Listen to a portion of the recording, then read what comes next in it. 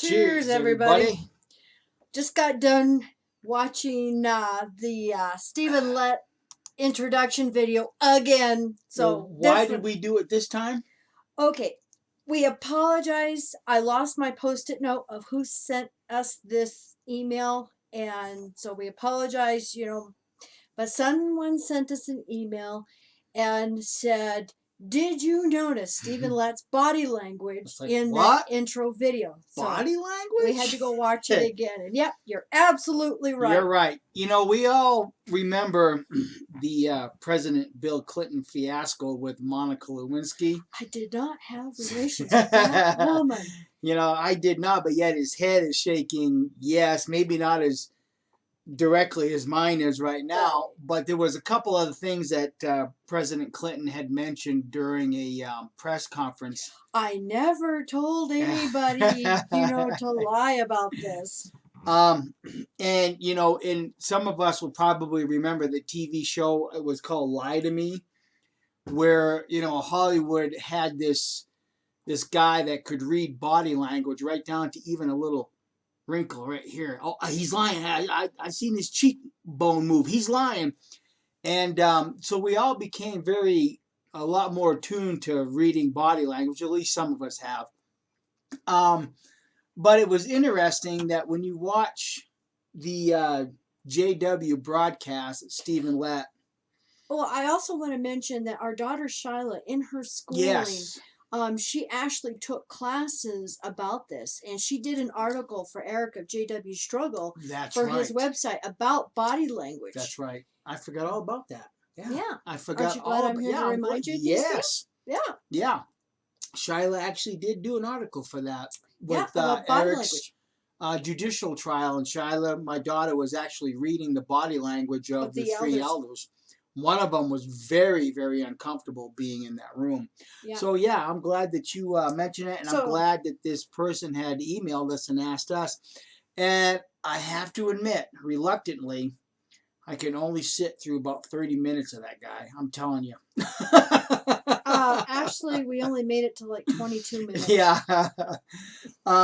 So we're going to just, do we want to show the clip first or talk about a few things first or what? Well, I think so that you can watch see what we're talking about. We'll tell you what, we're talking about, and then we'll show the clip, okay? Yeah, and it might be better, and I really hate to encourage anybody to go to JW Broadcast and look at that first portion, but just the first 50 seconds. Yeah, right off the very second, it says, We welcome you to JW, warmly welcome you. And all this time, he's got his hands up and he's shaking his head no. That's body language. And then when he talks about the young video, there's going to be a young ones with the video. And he says, the JW life I got some post-it notes here. I'm sorry. Go ahead. Where was I? Oh, he's talking about this video for young ones, how, being a Christian is the best life ever. And he's shaking his head. No, you would think that someone that's trying to confirm and say, the Christian life is the best life ever. And he's shaking his head. No. Well, I have here, it says show appreciation for all our dear young ones. And he's shaking his head. No. We commend you. Yeah, and it just seemed like every time that he mentioned or tried to, implant the idea that the organization in Jehovah loves you, he's shaking his head. No, with even the emphatic gestures. Yeah, even at one point they talk about how Jesus perfectly reflected his Father, and he's shaking his head. No. Must love Jehovah your God with your whole heart, mind, and soul. And he shake again, yeah. But I did notice when he says it involves more than doing good things. Yes. And we also noticed right off the bat, he says, and it'll be hosted by a governing body member. Everything to do with Jehovah's organization was a yes. Yeah, so there was, like I said, it was just very interesting to watch his body language. But I did notice something that he said that the governing body has approved this for a trial basis. Really? If this is on a trial basis, then why are the Kingdom Halls required to put in data packages? Why Why? are the Kingdom Halls spending the money on two 50-inch TV screens and getting wired? Thousands of Yeah, dollars. getting wired for fiber optics if this is just a trial basis. I got to question that, buddy. Well, look at how much they spent on that studio. Oh, yeah. Yeah. You know, there was a lot of materials in there. I know Yes. it wasn't all donated. And before we get on to the actual clip, we actually don't have a lot of it because you can really see it a lot better at JW TV broadcast or JW.TV, whatever you want to call it. But you know, I'll just somebody, make up his own name for it. yeah, I'll make up my name as I go along. Somebody did make a comment, and they noticed that Stephen Lett was wearing a pinky ring. And we also noticed, looking at some other pictures of the governing body members, that Samuel Hurd also wears a pinky ring, and it's also been observed that Anthony Morris III wears a pinky ring. Now, I know in times past, the pinky ring took on different significance throughout man's history. Going back to the Victorian days, if a man wore a pinky ring, at that time in history, it signified that the man was not eligible for marriage, so that a woman looking for a potential marriage mate would not even consider a man who was wearing a pinky ring. So that's what that pinky ring meant back in the Victorian days. Now, as time progressed, at another point in man's history, more right after World War II, World War I, or something, I forget exactly, if a man wore a pinky ring, that was to let other men know that he was a homosexual. So the significance of the pinky ring changed. And even down to our day, nobody truly knows what a pinky ring means. Some even say that it's a symbol of wealth or a status symbol.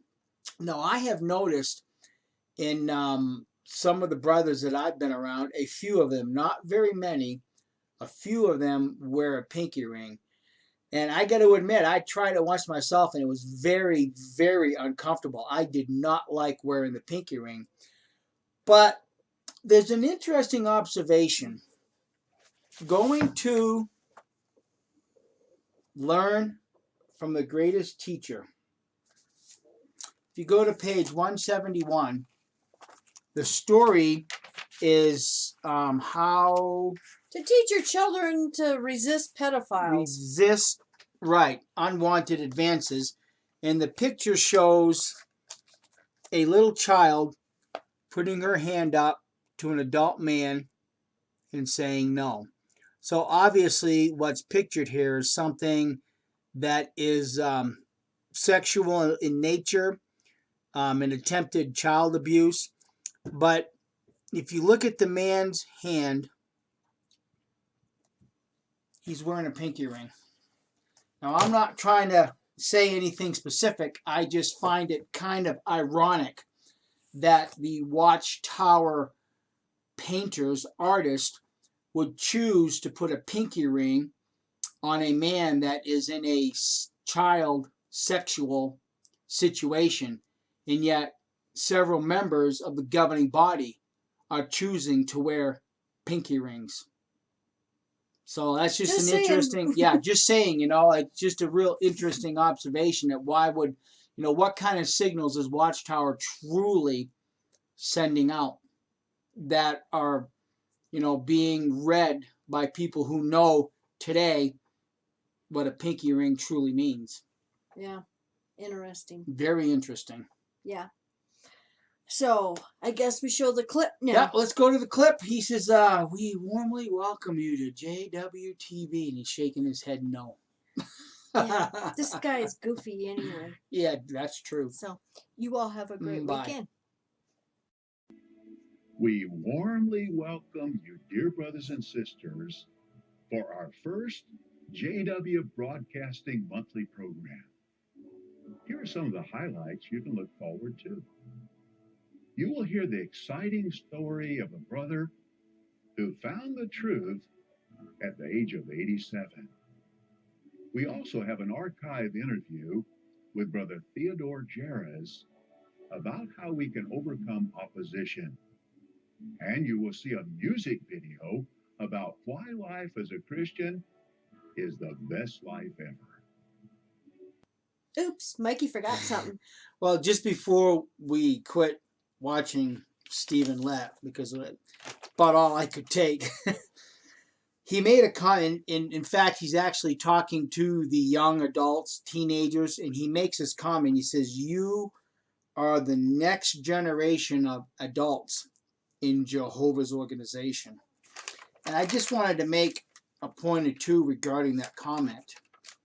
If the young ones are the next adults in Jehovah's organization, then isn't that signifying that the governing body does not believe that Armageddon is just around the corner, or is it a generation away?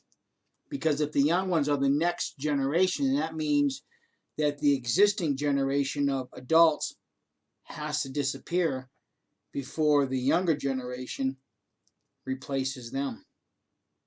Interesting. So, yeah, it's just interesting that when they're trying to appeal to the young ones for the longevity of this organization, how they don't really stop and think what their words are actually saying. And those that think about what they're saying can really begin to see that they themselves, meaning the governing body, do not believe that Armageddon is just around the corner. Well, look at all moving world headquarters, buying mansions. Yeah, I mean, it's obvious just, they don't. They're just spending money like there's no end to it. Well, actually, they're spending money like they know there's going to be an end to it. That's why they're buying everything they can right now. Well, maybe they're trying to put it into property so that way they're cash poor and can't pay out all these child abuse cases. That could be too. So if you're a young Jehovah's Witness and you happen to be watching that Stephen Lett program, listen to what he's saying. If you're the next generation, then that means the generation that's in Watchtower right now has to go away before you can be at the helm, which means we're still going to be in this system long enough for you to see that. I'm just saying, you know. Well, it's interesting that that's not what they told us back when we were teenagers. No, don't you even won't bother. even have a chance to finish school. Yeah, exactly. 1975. Yeah, you won't even have a chance to use that education if you go to college because we're just that close. Yeah. And now they're saying, to me, it sounds like they're saying, oops, young ones, you're the next generation of adults. So just wanted to say a couple things about that. All right. You all have Bye. a great weekend.